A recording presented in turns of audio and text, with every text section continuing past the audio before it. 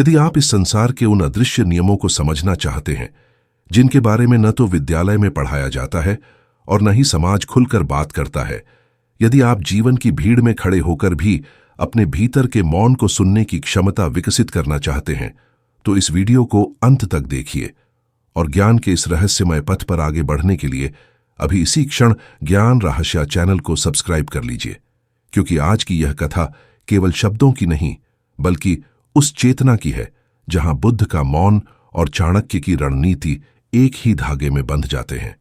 यह कहानी किसी एक व्यक्ति की नहीं बल्कि हर उस मनुष्य की है जो बार बार ठोकर खाने के बाद भी समझ नहीं पाता कि हार बाहर से नहीं आती, हार भीतर के असंतुलन से जन्म लेती है। और जब तक मनुष्य अपने भीतर के शोर को शांत नहीं करता, तब तक कोई भी ज्ञान स्थायी नहीं बन सकता। बुद्ध कहते हैं कि संसार का सबसे बड़ा युद्ध मन के भीतर लड़ा जाता है, और चाणक्य कहते हैं कि जो इस युद्ध की रणनीति नहीं समझता, वह चाहे कितना ही शक्तिशाली क्यों ना हो, अंततः पराजित होता है। इसीलिए आज हम उस समस्या पर बात करेंगे जो हर युग में समान रही है, मनुष्य का स्वयं पर नियंत्रण न होना। जब इच्छा बेलगाम होती है, जब क्रोध निर्णय लेने लगता है, जब भय मार्गदर्शन करने लगता है, तब जीवन की दिशा स्वयं ही विकृत हो जाती है। ये कोई अचानक घटने वाली घटना नहीं होती, बल्कि वर्षों से पाले गए असंतुलित विचारों का परिणाम होती है।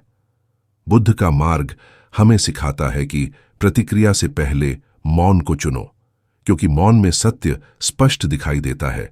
वहीं चाणक्य का मार्ग कहता है कि मौन केवल साधना नहीं बल्कि एक रणनीतिक हथियार भी है, जिसे सही समय पर प्रयोग किया जाए तो बड़े से बड़ा संकट भी अवसर में बदल सकता है।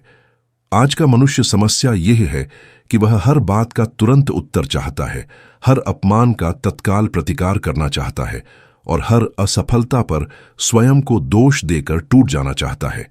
जबकि बुद्ध और चाणक्य दोनों इस बात पर सहमत हैं कि जो व्यक्ति समय को अपना शिक्षक बना लेता है, वह किसी भी परिस्थिति में स्थायी रूप से पराजित नहीं होता। जीवन की सबसे बड़ी भूल यह मान लेना है कि शांति कमजोरी है, जबकि वास्तविकता यह है कि शांति सबसे गहरी शक्ति है और जो इसे साध लेता है वही सच्चे अर्थों में विजयी होता है।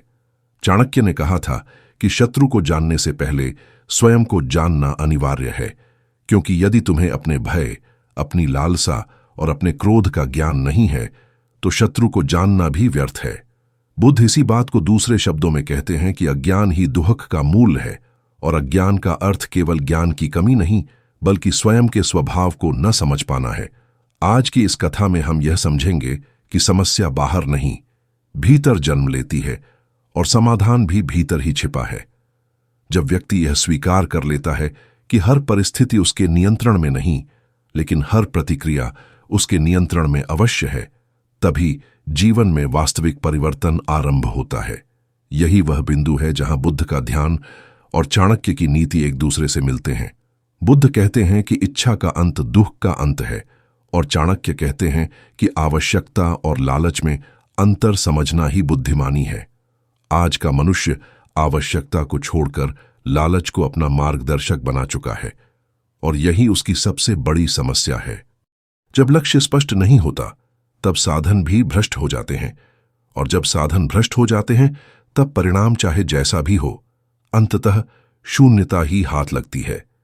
इसीलिए इस वीडियो का उद्देश्य आपको प्रेरित करना नहीं बल्कि आपको जागृत करना है, क्योंकि प्रेरणा क्षणिक होती है लेकिन जागृति स्थायी होती है।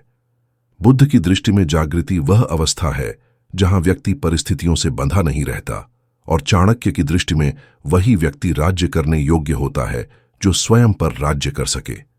यदि आप अपने मन को नियंत्रित करना सीख लेते हैं तो संसार की कोई भी शक्ति आपको स्थायी रूप से विचलित नहीं कर सकती।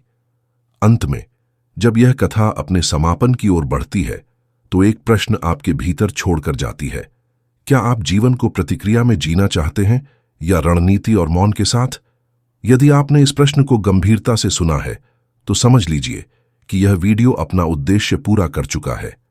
ऐसे ही गहरे, रहस्यमय और जीवन को भीतर से बदल देने वाले ज्ञान के लिए इस वीडियो को लाइक कीजिए, इसे उन लोगों तक शेयर कीजिए जो अभी भी अपने भीतर के शोर में फंसे हुए हैं, और ज्ञान की इस यात्रा में हमारे साथ बने रहने के लिए ज्ञान रहस्य चैनल को सब्सक्राइब करना न भूलें, क्योंकि यहां शब्द नहीं, चेतना बोली जाती है।